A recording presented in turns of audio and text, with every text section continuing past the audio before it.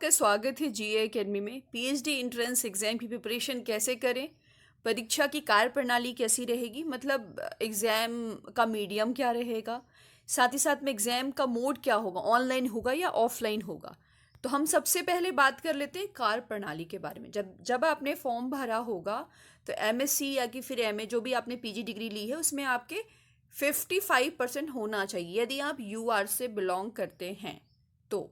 Otherwise यदि आप SC ST या ओबीसी से बिलोंग करते हैं तो आपको 5% की छूट दी गई थी, जिसमें आपको मतलब आपकी 50% है तो आप इस फॉर्म को भर सकते थे। जैसा कि आप लोगों ने समझदारी के हिसाब से फॉर्म भर ही दिया होगा। अब हम बात कर लेते हैं परीक्षा का मोड। आयोजन ऑफलाइन पद्धति द्वारा OMR सीट के माध्यम से किया जाएगा। इसका मतलब यही है कि ऑफलाइन पेपर होगा, मतलब कंप्यूटर बेस्ड नहीं होगा, CBT नहीं होगा, कंप्यूटर बेस्ड टेस्ट नहीं होगा। आपको मतलब पेपर मिलेगा, है ना। फिर आपको एग्जाम देना पड़ेगा।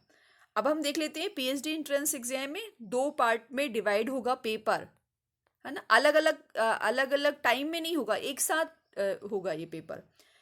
पार्ट ए में होगा रिसर्च मेथोडोलॉजी, जिसमें 50 क्वेश्चंस रहेंगे और एक क्वेश्चन 1 मार्क्स का रहेगा, ठीक है। इसी तरीके से पार्ट बी जो आपके सब्जेक्ट से रिलेटेड रहेगा, मतलब सब्जेक्ट से रिलेटेड मतलब जो भी मैंने सिलेबस का वीडियो बना दिया है, सभी सब्जेक्ट के सिलेबस जो भी बचे हुए हैं मैं उनकी वीडियोस बना दूंगी। तो उससे रिलेटेड क्वेश्चंस रहेंगे 50 क्वेश्चंस, एक क्वेश्चन 1 मार्क्स का रहेगा। अब देख लेते हैं भाषा विषय के प्रश्न पत्र उसी भाषा में रहेंगे। मतलब अब हम यहाँ पे बात कर लेते हैं माध्यम की बात, मीडियम की बात कर लेते हैं। तो जैसे मान लो हिंदी का है तो हिंदी में पेपर आएगा, उर्दू का है उर्दू में पेपर, उर्दू में आएगा पेपर, संस्कृत में है तो संस्कृत में आएगा, और पर्शियन है तो पर्शियन में आएगा। लेकिन यदि आप विज्ञान और जीव विज्ञान संकाय से बिलोंग करते, जैसे विज्ञान में आ जाएगा केमिस्ट्री, फिजिक्स, है ना, मैथ्स, इसी तरीके से और 2 3 4 सब्जेक्ट है। इसी तरीके से जीव विज्ञान से जैसे जैसे जूलॉजी हो गया, बॉटनी हो गया, बायोटेक हो गया, जेनेटिक्स हो गया, ये संकाय के प्रश्न पत्र केवल अंग्रेजी माध्यम में होंगे, चाहे वो पार्ट फर्स्ट का हो, रिसर्च मेथोडोलॉजी का हो, या कि फिर पार्ट सेकेंड का हो, मतलब जो कि आपके सब्जेक्ट से रिलेटेड रहेगा। अब जो अन्य विषय हैं, इन विज्ञान और जीव विज्ञान को छोड़ दिया जाए, और जो अन्य विषय हैं उनका भाषा का माध्यम हिंदी और अंग्रेजी दोनों में होगा, मतलब बाइलिंगुअल होगा। याद रखें विज्ञान मतलब साइंस के साथ में जो पार्ट दिए गए हैं ना, मतलब पार्ट में डिवाइड है ना, ग्रुप में डिवाइड है। जैसे विज्ञान में आएगा फिजिक्स, मैथ्स, केमिस्ट्री, और भी बहुत सारे सब्जेक्ट्स हैं, जियोलॉजी है ना, और क्या है एक सब्जेक्ट और याद नहीं आ रहा है, हाँ इलेक्ट्रॉनिक्स है, कंप्यूटर साइंस है, इनका माध्यम अंग्रेजी में होगा। जीव विज्ञान में जूलॉजी हो गया, बॉटनी हो गया, लाइफ साइंस हो गया, बायो साइंस हो गया, इन सब में एक बार रिपीट इसलिए करें क्योंकि आपको मतलब इसमें डाउट ना हो कि इसमें लिखा हुआ विज्ञान और जीव विज्ञान तो विज्ञान के और जीव विज्ञान के क्वेश्चन इंग्लिश में आएंगे, ऐसा नहीं है, ठीक है। और अन्य विषय मतलब सारे जो नॉन साइंस सब्जेक्ट्स हैं उसमें जो है हिंदी और इंग्लिश दोनों माध्यम में रहेगा।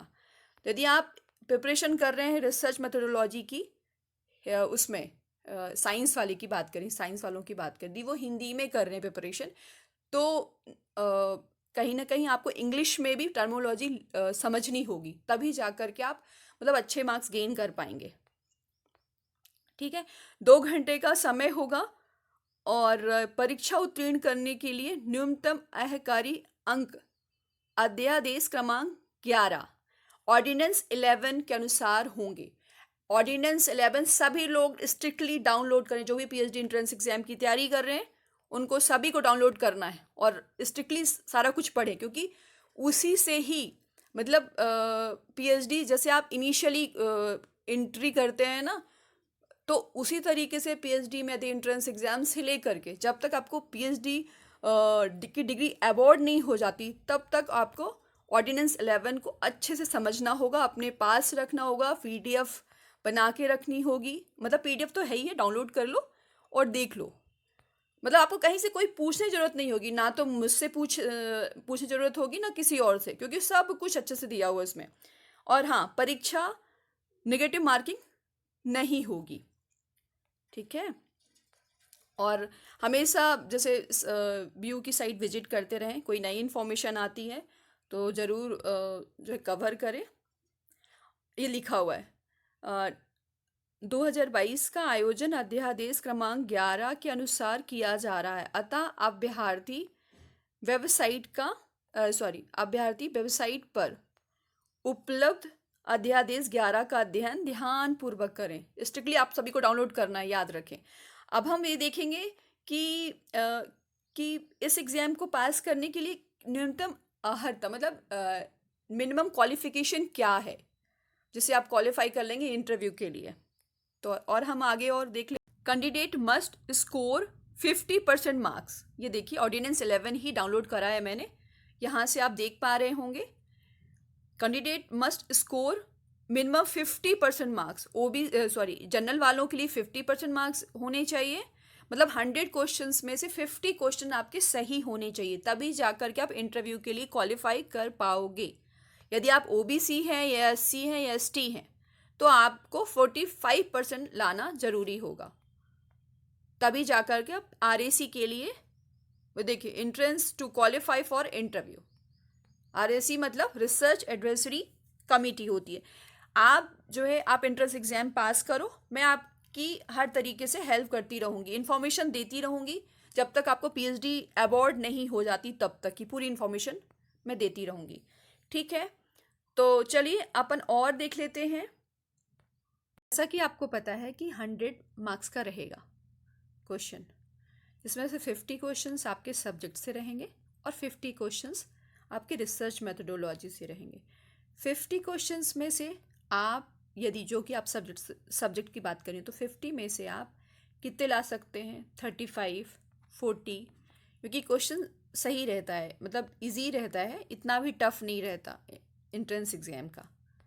तो आप 35 से लेकर के 30 मार्क्स तक ला सकते हैं सब्जेक्ट में।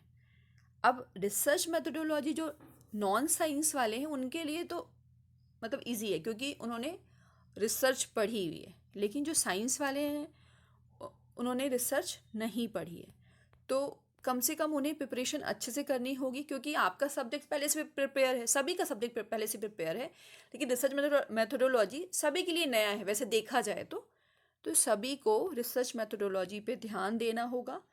50 में से कम आप गेन कर सकते हैं 40 से लेकर के 45 तक, क्योंकि ना तो इसमें रीजनिंग आती है ना तो इसमें मैथ्स आता है, पूरा का पूरा रिसर्च मेथोडोलॉजी से ही, जो मैंने सिलेबस का वीडियो बनाया है उसी सिलेबस की वीडियो से ही क्वेश्चंस आएंगे। और यदि यूनिट वाइज डिवाइड है, जैसे 5 यूनिट है तो 5 यूनिट में से 1 यूनिट्स में से 10 क्वेश्चन, सेकेंड यूनिट से 10 क्वेश्चन, ऐसे मिला करके 5 यूनिट है तो 50 क्वेश्चंस हो गए। मतलब कोई भी यूनिट को इग्नोर नहीं करना रिसर्च मेथोडोलॉजी में। यदि मान लो आपने अच्छे से प्रिपरेशन कर ली, एक शॉर्ट जो है चार्ट जैसा बना लो, नोट्स बना लो, शॉर्ट नोट्स बना लो और प्रैक्टिस करना डेली स्टार्ट करो। और जैसे इग्नू के पेपर हो गए, पीएचडी एंट्रेंस एग्जाम के, देवी अहिल्याबाई के हो गए, मतलब एंट्रेंस एग्जाम के, पीएचडी एंट्रेंस एग्जाम के ओल्ड पेपर तो मुझे मिले ही नहीं कि कहीं से डाउनलोड कर लूँगा, कि 2019 में ऑनलाइन एग्ज़ाम हुआ था और 2017 में ऑफलाइन एग्ज़ाम हुआ था। ऑफलाइन एग्ज़ाम में उन्होंने पेपर अपने पास रख लिया था, ऑनलाइन एग्ज़ाम में सिर्फ जो कैंडिडेट हैं उन्हीं बस के लिए वो ओपन हुआ था, फिर उसके बाद तो किसी को मिला ही नहीं। तो यही है कि ओल्ड पेपर तो थोड़ा सा मिलना मुश्किल है, लेकिन अभी कोशिश की जा रही है, देखो मिल जाएगा तो बहुत अच्छा रहेगा, अदरवाइज़ नहीं मिलता है तो आप प्लीज़ ओल्ड पेपर जैसे इग्नू का हो गया, देवी अहिल्याबाई का हो गया, विक्रम विश्वविद्यालय का हो गया, जीवा जी का हो गया, इनका ओल्ड पेपर डाउनलोड करें, थोड़ा सॉल्व करने की कोशिश करें रिसर्च मेथोडोलॉजी खासकर, क्योंकि कहीं ना कहीं वो आपका स्कोरिंग सब्जेक्ट हो जाएगा। आपका सब्जेक्ट तो पहले से स्कोरिंग है, लेकिन रिसर्च मेथोडोलॉजी सबके लिए नया है। यदि आप अच्छे से प्रिपरेशन करोगे तो उसमें 50 में से 45 या 40 तक ला सकते हो।